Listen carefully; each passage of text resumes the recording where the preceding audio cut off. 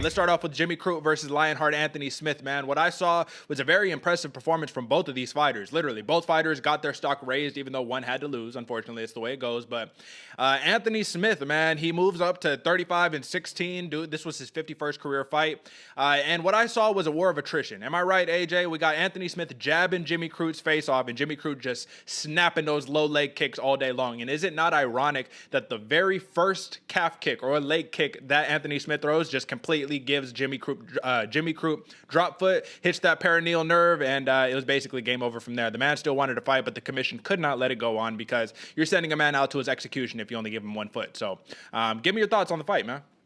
Man, it's rough when the heart and the mind want to fight, but the body, after all, is a machine. And you hit that peroneal nerve, like you said. And the crazy thing to me, man, these two fights were, and actually one of my biggest takeaways from the entire card was keep it simple, stupid. Trevor Woodman said it best, KISS. And with this technique that, like you said, the first kick Anthony Smith threw, not really what they want, not really where they teach you. You want to hit with that shin bone. You want to hit with the hard part. You don't really want your top of your foot to smack around because you'll break your foot. Oh, yeah. It's happened to a lot of people. You catch where the ankle, flexes, to your ankle, to your knee, to your tibia, and you can hurt yourself.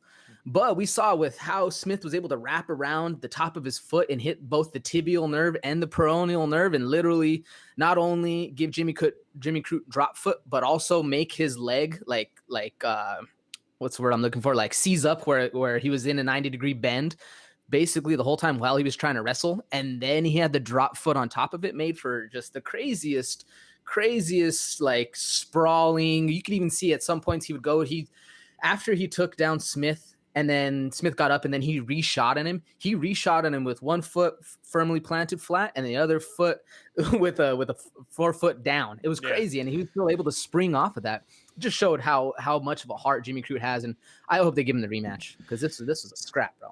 I don't think that they're going to see a rematch on this one. The reason why is simply because, this is the Cheeto Vera versus Sean O'Malley. You know what I mean? It's like technically disabling their movement and their mobility is part of the game. And, it is what it is. You want to kick with the kicker, right? That's the famous words of Cheeto Vera. But I will just say Jimmy Crute being able to land, I believe it wasn't just one, but it was 2 takedowns on Anthony Smith after getting drop foot was impressive because to me that says you have an indomitable will. You have the will of somebody who is like championship material. And Anthony Smith said it himself. Anthony Smith, he put up a little Instagram post and I was going to read it, but I was like, it wasn't really that important. But ultimately he says, I wish I was half the man you are right now at your age, because obviously there's a big age discrepancy. It's about 10 years in age difference. But yeah, Anthony Smith showed a lot of love to Jim Crute and was all like, man, hold your head high, keep your chest puffed out, be tough and all that, because listen, man, you're gonna be killing some dudes out there. And that dude showed it.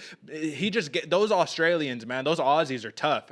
And I don't even want to misspeak right there because he's either from Australia or New Zealand. I truly don't want to misspeak. He's from Australia, I'm pretty sure. Well, at least he fights out of Australia. Yeah, he came out of that. One of the things I was looking at, Derek, when that even when it's from somebody who has suffered a leg injury, that the one thing you do is like you try to fake it. You try to man up. And we even saw Jimmy Crute doing the same thing where he's beating his chest as the doctor is trying to do that. Man, that spoke to me about his heart, man. This dude's heart is second to none.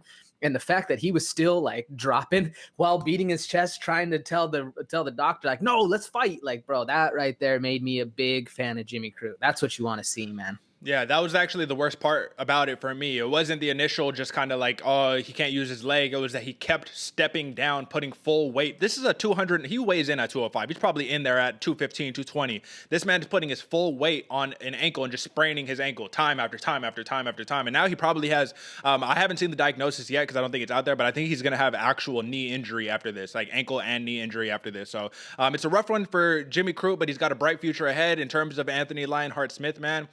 We saw in 2 of these fights, a win is a win, I guess. And we'll talk about Marvin Vettori later, man. It's a reoccurring theme on here, but I guess a win is a win these days.